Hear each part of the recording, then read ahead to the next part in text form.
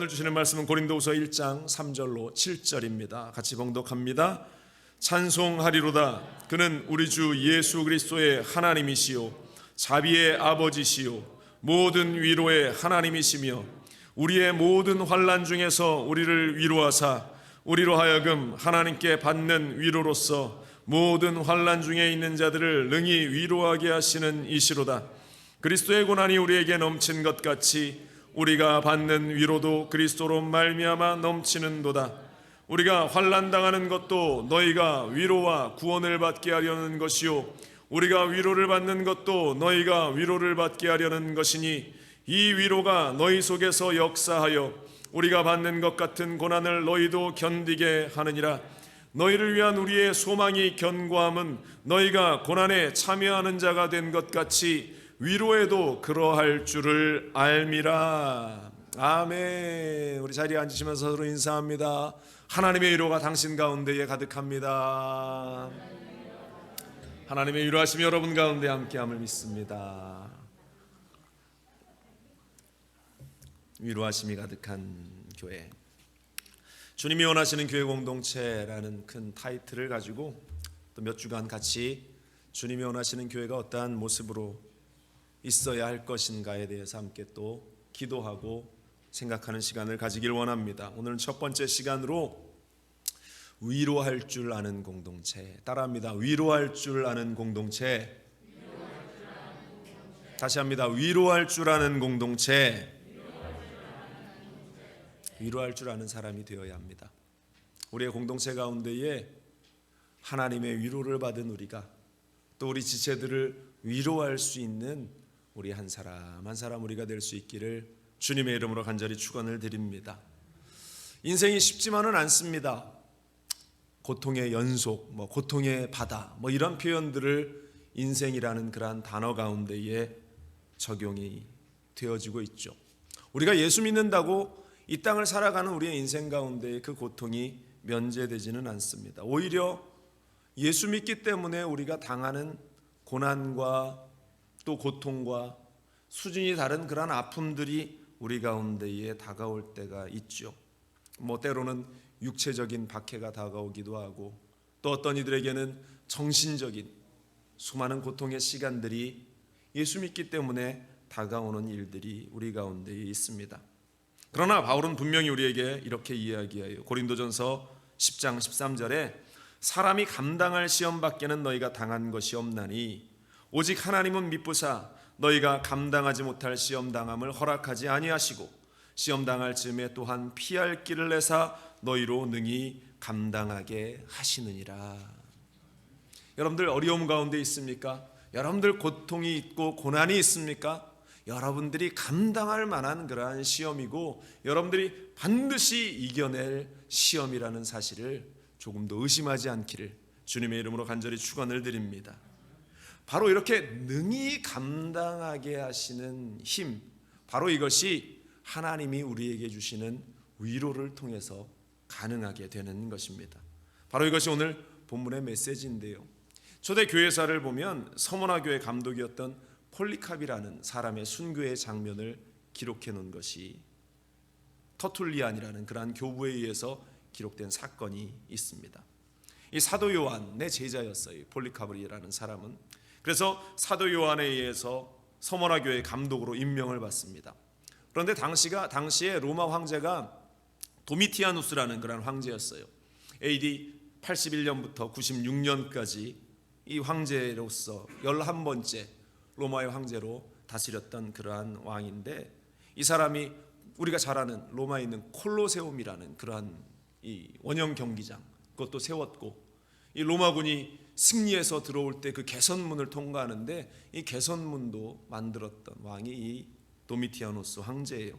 이 사람이 네로 다음으로 기독교를 그렇게 박해했던 인물로 기록이 되고 있는데요.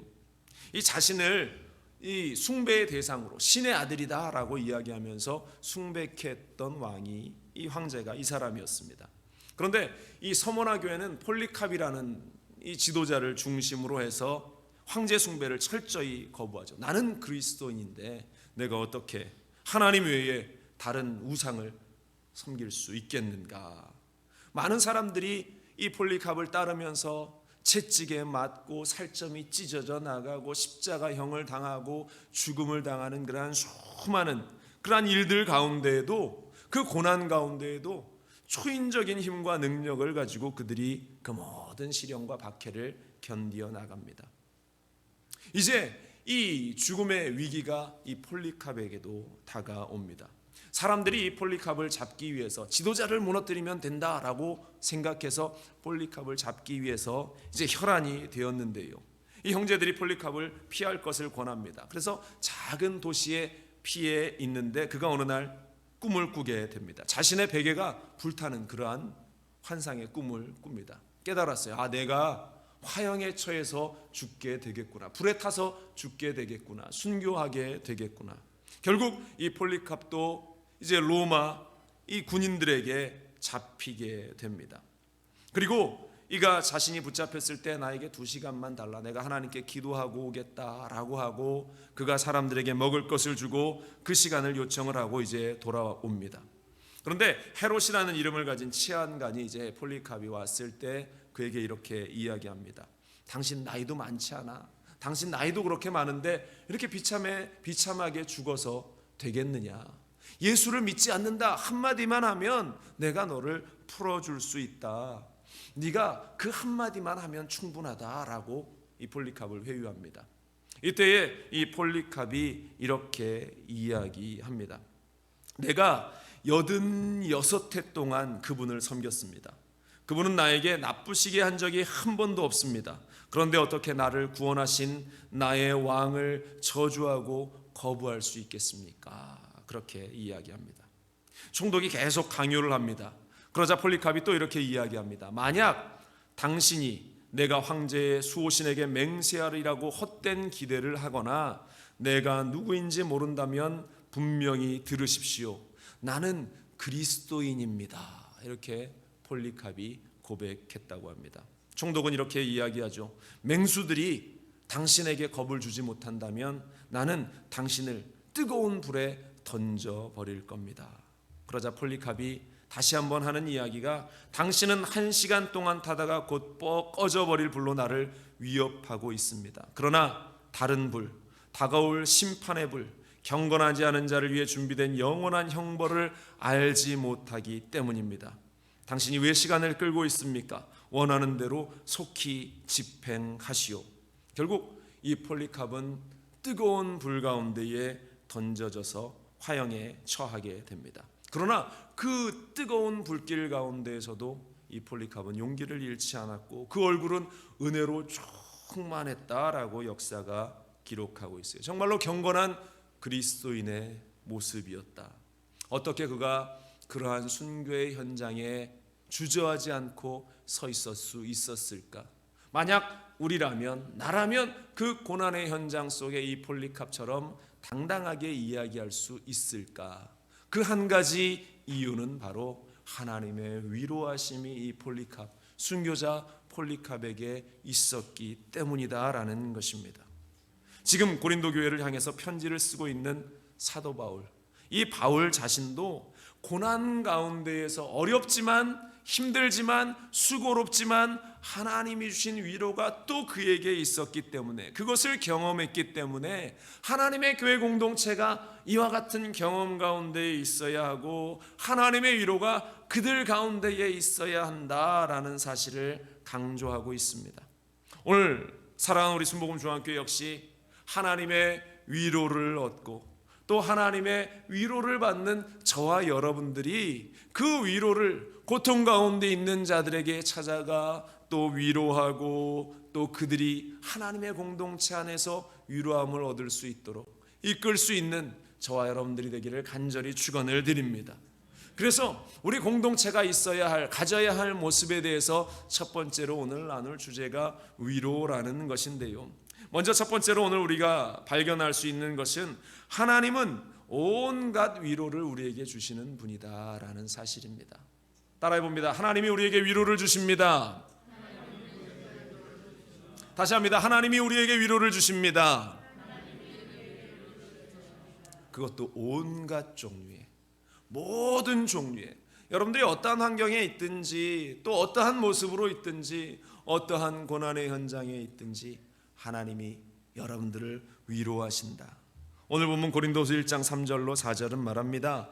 찬송하리로다. 그는 우리 주 예수 그리스도의 하나님이시요 자비의 아버지시요 모든 위로의 하나님이시며 우리의 모든 환난 중에서 우리를 위로하사 우리로 하여금 하나님께 받는 위로로서 모든 환난 중에 있는 자들을 능히 위로하게 하시는 이시로다 말씀하고 있습니다. 이 3절을 표준 번역, 새 번역에서는 이렇게 해석하고 있어요. 좀 이해하기 더 쉽습니다. 온갖 위로를 주시는 하나님께 찬양을 드립시다. 그는 우리 주 예수 그리스도의 하나님이시요 아버지이시며 자비로운 아버지이십니다. 이렇게 말해요.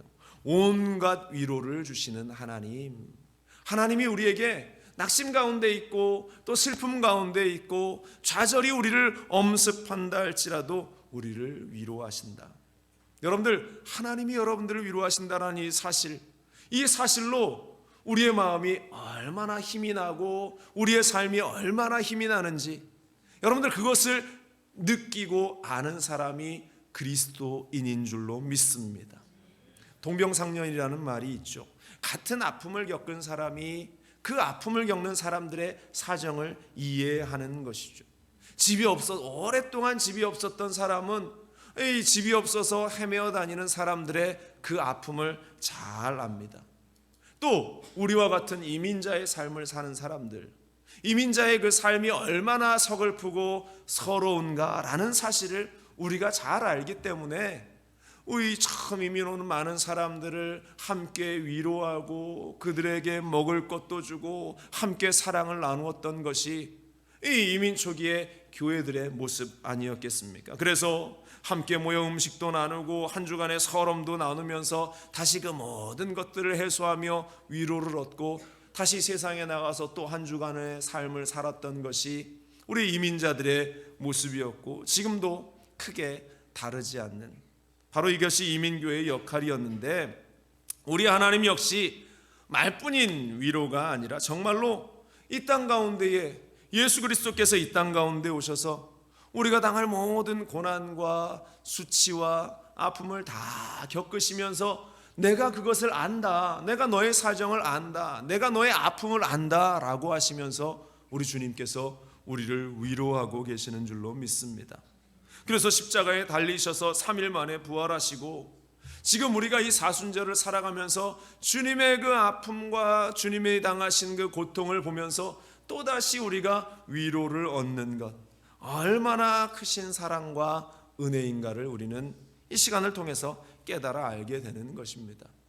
많은 사람들이 누구라고 그 아픔 가운데에서 면제되지 않아요. 세계적인 설교가 조지 오윗이라는 사람은 자신이 극도의 비참함 가운데에서 모든 것이 암담해 보인다라고 고백합니다. 위대한 설교자도 그렇게 고백을 했었습니다. 우리가 아는 유명한 스펄전 목사님이라는 분도 때로는 지독한 영적인 침체 때문에 내가 고통과 두려움을 겪었다 이렇게 고백합니다. 사도 바울 역시 자신의 그 환난과 고통을 고린도후서 1장 8절로 9절에 이렇게 생생하게 표현하고 있어요. 형제들아, 우리가 아시아에서 당한 환난을 너희가 모르기를 원하지 아니하노니 힘에 겹도록 심한 고난을 당하여 살 소망까지 끊어지고 우리는 우리 자신이 사형 선고를 받은 줄 알았으니 이는 우리로 자기를 의지하지 말고 오직 죽은 자를 다시 살리시는 하나님만 의지하게 하심이라. 그가 당한 고난에 대해서 뭐라고 이야기합니까? 힘에 겹도록 심한 고난을 당해서 살 소망까지 끊어졌다. 죽을 만큼 그 삶이 힘들었다, 고통스러웠다 사도 바울이 고백하고 있는 것입니다. 그러나 이 바울에게는 이와 같은 슬픔만 있었던 게 아니에요. 고통만 있었던 것이 아닙니다. 주님이 넘치는 위로로 바울과 함께 했기 때문에 정말로 살 소망이 없는 죽을 것 같은 환경 속에서 그가 다시 일어나면서 오늘 말씀처럼 모든 위로의 하나님이 나와 함께하고 계신다라고 고백하고 있는 것입니다. 그렇기 때문에 우리가 오늘 위로를 얘기하면서 먼저 깨달아 알 수 있는 것은 이 위로라고 하는 것은 고난과 연결되어 있다라는 사실을 발견하게 되는 것이죠. 고난이 있기 때문에 위로도 있는 것이죠. 아픔이 있기 때문에 위로도 있는 것입니다. 문제가 있기 때문에 주님의 위로가 우리 가운데에 필요한 것이다. 그래서 바꾸어 생각하면 우리의 인생 가운데 고난이 없다면 하나님의 위로도 우리가 맛보지 못할 것입니다. 그렇게 되면 우리의 인생 가운데 하나님이 어떠한 분인지도 알지도 못하고 우리의 삶이 끝이 나 버리고 말 것입니다. 그런 자들에게는, 그러한 사람들에게는 구원도 자리하지 못한다라는 사실. 여러분들, 주님을 만나야 우리에게 구원이 있고 주님의 위로가 있어야 우리에게 새로운 삶에 대한 도전이 있는데, 그 위로는 우리에게 주어진 고난을 통해서 우리가 깨달아 알게 된다라는 사실. 그래서 성경이 말하는 고난이 내게 유익이다라고 말하는 것이 우리가 이해가 되는 것입니다. 말뿐으로 우리가 고난이 내게 유익이야, 고난이 너에게 유익이야 라고 이야기한들 우리는 그것을 이해할 수 없죠. 그러나 오늘 말씀에서 위로를 얻기 위해서는 그 고난이 우리 가운데에 있어야 하는 것이고, 그 위로를 통해서 우리가 하나님을 만나게 되므로, 아 그래, 고난이 우리에게 유익이구나, 우리에게 다가온 이 어려움이 하나님을 알게 하는 그러한 통로가 되는 것이구나. 여러분들, 고난 앞에서 당황하거나 고난 앞에서 낙심하거나 쓰러져 버리지 말고 주님의 위로를 기다릴 수 있는, 모든 위로의 하나님이 되시는 그 주님을 만날 수 있는 우리가 되기를 간절히 축원을 드립니다. 그래서 그 하나님이 우리에게 고난의 때에 위로를 주시는데, 두 번째로 우리가 오늘 보게 되는 것은 위로의 하나님이 우리에게 위로자가 되라고 말씀하신다라는 사실입니다. 따라합니다. 위로의 하나님이 우리도 위로자가 되라고 하십니다. 위로받은 우리가 다른 사람들을 위로할 수 있는 사람이 되라. 그런데 중요한 것은요, 여러분들, 고난을 겪었다고 다 위로할 수 있는 사람이 되는 건 아니라는 것이죠. 위로를 받아본 사람이 위로를 할 수 있는 것입니다. 십자가의 현장에 서시기 전에 주님께서도 하나님의 큰 위로함을 얻고 다시 용기를 가지죠. 바로 그것이 변화산상에 있었던 그러한 사건입니다. 이 변화산상에 예수님께서 9 제자들은 산 밑에 두고 3명의 제자들을 따로 데리고 변화산으로 올라가셨어요. 베드로와 야고보와 요한 3명을 데리고 기도하시는데 그 모습이 햇빛처럼 변했다. 입고 계신 그 옷도 하얗게 변화되었다. 이후에 모세가 오고 엘리야가 와서 3분이 함께 이야기를 나누는 장면을 베드로와 야고보와 요한이 보게 되는데요. 예수님이 이제 율법과 선지자로서의 그 모든 완성을 이루어 나가실 것이고, 함께 나누셨던 그 말씀이 이제 그 완성을 위해서 십자가의 사건까지 이제 예루살렘에 올라가셔서 겪으셔야 할 그 일들을 모세와 엘리야와 더불어 함께 이야기하시는 이 장면, 그때에 졸다가 일어난 베드로와 야고보와 요한이 그 장면, 그 황홀경에 너무나 심취해서 주님께 감격하면서 여기에다가 우리가 집을 지으십시다 라고 이야기하죠. 누가복음 9장 33절에 두 사람이 떠날 때에 베드로가 예수께 여짜오되 주여, 우리가 여기 있는 것이 좋사오니 우리가 초막 셋을 짓되 하나는 주를 위하여, 하나는 모세를 위하여, 하나는 엘리야를 위하여 하사이다 하되 자기가 하는 말을 자기도 알지 못하더라. 이 황홀한 체험, 이 현장을 바라보면서 예수님도 이 현장 속에서 많은 위로를 받고 계셨다라는 것입니다. 예수님이 완전한 하나님이시지만 우리가 아는 대로 또 예수님은 완전한 인간이셨어요. 인간이 당하는 고통과 아픔을 고스란히 예수님이 경험하시고 느끼시는 그분. 그래서 십자가를 앞에 두고 얼마나 극도의 스트레스와 아픔을 주님이 겪으셨는가. 겟세마네에서 주님이 기도하실 때 그 흘렸던 땀방울이 핏방울이 될 정도로 예수님 당하실 그 십자가의 사건에 대해서 굉장한 무게감을 가지고 있었습니다. 그런데 지금 이 변화선 상에서 하나님의 위로가 없었다면 과연 예수님께서 그 십자가의 길을 걸어가실 수 있었겠습니까? 하나님의 계획을 알게 하시고 독생자 아들 예수됨을 온 천하에 다시 한번 알게 하시면서 예수님 마음에 위로함을 주셨던 사건이 바로 이 변화선상의 사건이었어요. 그래서 이는 내 사랑하는 아들이요 내가 기뻐하는 자다. 하나님의 음성이 그 침례 받으셨을 때의 그 음성으로 다시 한번 이 변화선상에 들리면서 내가 너를 향한 계획과 그 사랑이 변함없다라고 하시는 하나님의 음성이 지금 아들 예수님에게 들려지고 있는 이 장면을 통해서 예수님이 얼마나 큰 위로를 얻었고 다시 그 십자가의 완성을 향해서 걸어 나가셨는가 우리는 발견하게 되는 것입니다. 또 예수님께서 위로받은 한 사건이 자신의 공동체 가운데에 일어났는데요. 예수님께서 예루살렘에 들어가시기 6일 전에 나병 환자 시몬의 집에서 식사를 하시는데 그 식사하는 자리 가운데 제자들과 함께 둘러앉아 있을 때 한 여인이 옥합을 손에 들고 막 달려와서 그 옥합을 이 문지방에 깨뜨리고 그 순전한 나드 자신이 일생 동안 모아왔던 그 순전한 기름 좋은 기름을 예수님의 머리 위에 붓고 그것이 흘러서 온몸으로 발끝까지 흘러내리자 자신의 머리털로 예수님의 발을 닦았던 그 한 여인 마리아의 모습을 예수님께서 보시면서 얼마나 그 마음에 위로가 되시고 그 마음에 기쁨이 가득했던지 이렇게 말씀하십니다. 마태복음 14장 8절로 9절에 마가복음 14장 8절로 9절에 그는 힘을 다하여 내 몸에 향유를 부어 내 장례를 미리 준비하였느니라. 내가 진실로 너희에게 이르노니 온 천하에 어디서든지 복음이 전파되는 곳에는 이 여자가 행한 일도 말하여 그를 기억하리라 하시니라. 이렇게 기록하고 있어요.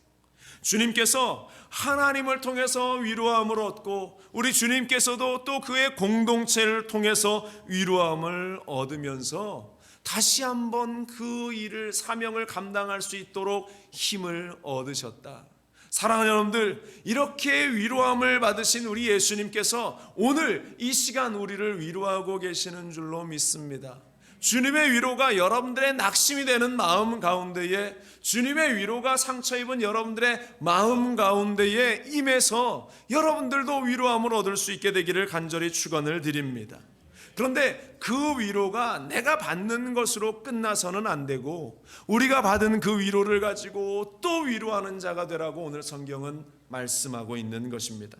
고린도서 1장 4절에 우리의 모든 환난 중에서 우리를 위로하사 우리로 하여금 하나님께 받는 위로로서 모든 환난 중에 있는 자들을 능히 위로하게 하시는 이로다 말씀하고 있어요. 하나님께 받은 위로를 가지고 환난 중에 있는 자들을 위로하게 하는 것, 바로 공동체의 역할에 대해서, 우리의 역할에 대해서 분명히 성경이 우리에게 말씀하고 있습니다. 연이어 7절은 이렇게 말합니다. 너희를 위한 우리의 소망이 견고함은 너희가 고난에 참여하는 자가 된 것 같이 위로에도 그러할 줄 알미라. 표준 세번역에 좀 더 이해하기 쉽게 풀이해놓고 있습니다. 우리가 여러분들에게 거는 희망은 든든합니다. 그것은 여러분이 고난에 함께 참여하는 것과 같이 위로에도 함께 참여하고 있음을 우리가 알기 때문입니다 말하고 있어요. 우리의 공동체에 왜 희망이 있다고요? 바울이 이 고린도 교회에게 보내는 편지 가운데 너희에게 왜 희망이 있는가 하면 너희가 고난에 참여하는 일에 함께할 뿐만 아니라 하나님이 주시는 위로를 가진 너희가 아픔 가운데 있는 자들을 위로하기 때문에, 위로할 수 있기 때문에, 지금 그 일을 감당하기 때문에 너희 공동체에 희망이 있다라고 이야기합니다. 바꿔 말하면 위로하는 공동체가 희망이 있는 공동체라는 것입니다. 아픔 가운데 있는 자들을 위로할 수 있는 자들이 많은 그 공동체, 그 교회가 희망이 있는 교회라는 사실을 오늘 성경은 우리에게 분명히 말씀하고 있습니다. 우리 순복음 중앙교회가 서로가 서로를 위로하고 서로에게 힘을 주고 서로를 일으켜 세울 수 있는 은혜의 공동체가 될 수 있기를 주님의 이름으로 간절히 축원을 드립니다. 여러분들 오늘 본문을 이렇게 묵상하면서 가장 많이 나오는 단어가 무엇이라고 생각하십니까? 고난이라는 단어? 위로라는 단어? 아니요. 그것보다 더 많이 나오는 단어는 우리라는 단어입니다. 오늘 성경 가운데에서 우리 계속 사도 바울은 이 우리라는 단어를 반복하면서 이야기하고 있어요. 공동체의 고난에 대해서, 우리에 대해서 이야기하고, 즉 공동체의 위로에 대해서 이야기하고 있는 것. 오늘 고린도서 1장 6절의 고백을 보십시오. 우리가 환난 당하는 것도 너희가 위로와 구원을 받게 하려는 것이요, 우리가 위로를 받는 것도 너희가 위로를 받게 하려는 것이니 이 위로가 너희 속에서 역사하여 우리가 받는 것 같은 고난을 너희도 견디게 하느니라. 함께하는 공동체, 즉 교회 공동체로 말미암아서 우리가 환난 가운데 받은 하나님의 위로를 가지고 너희도 위로하는 자가 된다. 이것이 너희에게 구원이 되고, 이것이 더 나아가 다른 이들을 위로하면서 고난을 견딜 수 있는 힘을 너희가 가지게 되는 것이다. 여러분들 그런 말이 있지 않습니까? 고난을 함께 나누면 가벼워지고 기쁨을 함께 나누면 더 배가 된다라는 그러한 말씀. 그런데 오늘날 우리 교회 공동체들을 보십시오. 교회들을 보십시오. 우리 교회뿐만 아니라 주변의 많은 교회들을 바라볼 때에 오늘날 성도들이 극도의 이기적인 성도들이 되어가고 있어요. 개인주의가 팽배하면서 현대의 교회들은 소속감을 떨쳐버리고 싶어합니다. 그래서 더욱더 익명의 요소들을 가지면서 대형교회에 가서 잠시 예배드리고 이 자신이 모든 이 하나님께 드리는 예배를 충분히 했다라고 생각합니다. 요즘은 그것보다 더 나아가서 이 온라인 매체를 통해서 유튜브나 또한 다른 온라인의 그러한 매체를 통해서 한번 내가 그것을 보고 나면 이 주일날 내가 하는 모든 일도 충분히 다 감당했다라고 여기는 그러한 이기적인 이 그리스도인의 모습이 팽배해져 가고 있는 것이 오늘날의 현실이다라는 것입니다. 그런데 여러분들, 이러한 개인적인 신앙을 가진 사람들이 당황할 때가 언제인 줄 아십니까? 바로 그때는 고난이 찾아올 때라는 사실이에요. 낙심이 되는 사건이 찾아올 때라는 사실입니다. 그때에 어쩔 줄 몰라 하는 것이죠. 만약에 태한 일들을 그들이 경험하게 되었을 때에 비로소 그 공동체의 중요함을 그제서 깨닫죠. 그런데 이 인생의 고난 앞에서 위로를 얻고 또 당당하고 여유 있게 승리하는 이웃들은 대부분 교회 공동체 가운데에서 함께 어우러지며 헌신하며 위로하며 세임을 얻었던 사람들이 바로 그러한 모습입니다. 바로 우리 교회가 지금 구역을 다시 세워나가고 또 새롭게 정비하는 이유가 바로 그것입니다. 구역이라는 그 소그룹을 통해서 주일 모임과 더불어서 그 유기체적인 그러한 소그룹의 그러한 모임들이 우리 가운데에 활성화될 때에 함께 위로할 수 있는 그러한 시간들, 함께 사랑을 나눌 수 있는 그러한 시간들, 함께 서로를 격려할 수 있는 그러한 시간들이 다시 생겨나게 되는 것이, 여러분들 우리 가운데에 하나님이 나에게 주신 그 위로를 함께 나눌 수 있는 우리가 되기를 간절히 축원을 드립니다. 호주의 자연주의 작가 나다나엘 레첸메이어라는 사람이 이러한 이 아동 소설을 하나 썼습니다. 로버트 잉펜이라는 사람이 이제 그림을 그리면서 이 부러진 불이라는 그림 동화책을 출간해 낸 적이 있는데요. 이것은 꼬마 참새의 이야기입니다. 이 공원 나무 밑에서 살면서 빵 부스러기를 주워 먹던 그러한 참새가 어느 날 부리가 부러져 버립니다. 갑자기 찾아온 그의 불행을 아무도 동정해 주지 않죠. 참새들의 세계에서도 이 참새가 왕따를 당하기 시작하면서 소외됩니다. 근데 자신이 부러진 그러한 부리를 가지고는 빵을 도저히 먹을 수도 없는 그러한 상황, 정말로 비참하고 외로운 존재가 되어버린 그 참새, 먹지도 못하고 야위어가고 있는 그때에 이 다른 새들에게 버림을 받고 있는 그때에 어느 날 그에게 손을 내밀어서 빵을 먹이는 손길이 있었는데요. 그게 누구였냐? 집을 나와서 떠돌아다니던 노숙자 아저씨 한 사람이었다라는 것입니다. 그 노숙자가 이렇게 이야기합니다. 너도 나와 똑같은 처지인 모양이구나 라고 하면서 빵 부스러기를 이 참새에게 내밉니다. 오랜만에 이 참새는 행복감을 느끼면서 그 빵을 먹었다. 근데 그게 참새가 빵을 먹었기 때문에 행복했던 것이 아니라 사랑을 먹었기 때문이다. 이 책에서는 그렇게 쓰고 있어요. 아저씨와 이 꼬마 참새는 그날 저녁 처음으로 이제 자신들만의 집을 만들려고 합니다. 이 아저씨가 그림에서 보이듯이 공원 벤치에 이렇게 웅크리고 앉았습니다. 이 꼬마 참새는 이 아저씨의 덥수룩한 머리 위에 둥지를 틀기 시작합니다. 그러면서 이 노숙자 아저씨가 꼬마 참새의 깃털을 쓸어주면서 이렇게 이야기합니다. 안녕, 잘 자야 해, 내일을 위해서. 이렇게 그림 동화에 기록되어 있어요. 꼬마 참새도 부드럽지만 힘차게 그 아저씨의 말에 짹짹하면서 반응을 했다. 그림 동화책에 기록된 내용이죠. 그날 밤 이 노숙자 아저씨는 가족들의 환영을 받으며 집으로 돌아오는 꿈을 꾸었고, 참새 역시 부러진 부리가 다시 반듯해지고 자신의 새들과 함께 어울리는 꿈을 꾸었다. 이 그림책이 우리에게 주는 그러한 교훈이 무엇이겠습니까?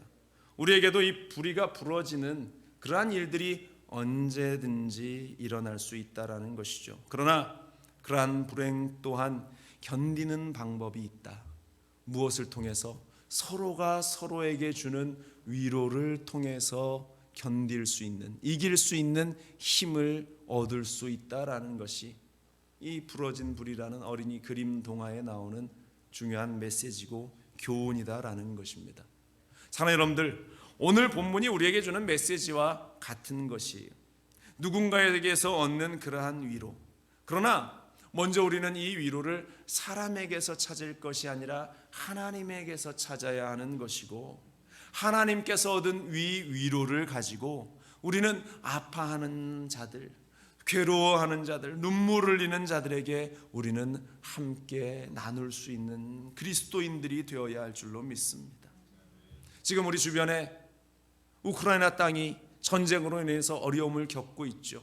그래서 우리가 지난 3주간 제가 광고하고 또 함께 동참하셔서 이제 우크라이나의 땅을 위해서 우리가 헌금합시다. 특별히 우리 지체 가운데에 우리 루바 집사님이 우크라이나 출신의 그 고향의 할머니와 또 할아버지를 두고 있기에 우리가 그녀를 위로하고 그 가정을 위로하도록 합시다 라고 광고했어요. 많은 분들이 동참해 주고 있습니다. 그래서 우리가 절반은 루바 가정을 후원할 것이고, 절반은 우리 총회를 통해서 우크라이나에 있는 우리 순복음 선교사님이 3분이 사역하고 있는데, 그 국경지대에 지금 나오셔서 탈출하는 우크라이나 현지인들을 교회에 모아서 그들을 먹이고 입히는 일들을 지금 하고 있어요. 그 일에 우리가 함께 동참하려고 합니다. 아직 동참하지 못하신 분들은 오늘까지 기회 있어요. 여러분들 함께 동참하시면 좋겠습니다. 우리가 부러진 그 부리에 피 흘리는 것과 흘리는 아픔을 가지고 오는 그 사람들을 우리가 위로할 수 있는 사람들이 되어야 할 것입니다. 우리 교회가 그와 같은 공동체가 되어야 할 줄로 믿습니다. 바로 주님께서 원하시는 그 마음이 바로 예수 그리스도의 사랑으로 위로하는 일이다. 그들이 상처의 치유를 받고 다시금 일어설 수 있는 그 은혜를 누리게 하는 일이다. 여러분들, 오늘 고린도서의 사도 바울이 우리에게 주시는 그러한 메시지는 하나님의 사랑을 받은 자들이 그 하나님의 받은 사랑을 가지고 또 함께 위로할 수 있는 자가 되라. 바로 우리 교회 공동체에게 향하시는 하나님의 말씀인 줄로 믿습니다. 여러분들, 온갖 위로를 주시는 그 하나님을 우리가 기억하며 우리도 함께 위로하는 자, 우리도 함께 그 사랑을 나누는 자로서 하나님의 교회를 만들어가고 이루어 나가는 우리 모두가 되시기를 주님의 이름으로 간절히 축원을 드립니다. 기도합시다. 하나님, 우리가 단지 허공에 울려 퍼지는 메아리와 같은 그러한 믿음을 이야기하는 자가 아니라 정말로 주님이 우리에게 믿음을 주셨다면 그 믿음을 가지고 또한 주님의 위로를 가지고 함께 위로하고 하나님의 교회를, 하나님의 공동체를 세워나갈 수 있는 우리가 되게 하여 주시옵소서. 특별히 고통 가운데 있는 이들이 우리 곁에 있습니다. 특별히 우리 루바 집사를 우리가 위로하오니 하나님께서 함께 하시고, 아버지 하나님이여 노심초사 그 땅에 있는 가족들을 위해서 기도하는 아버지 그 딸을 위로하시고, 더불어서 안전함으로 하나님께서 그 가정을 지켜주시옵소서.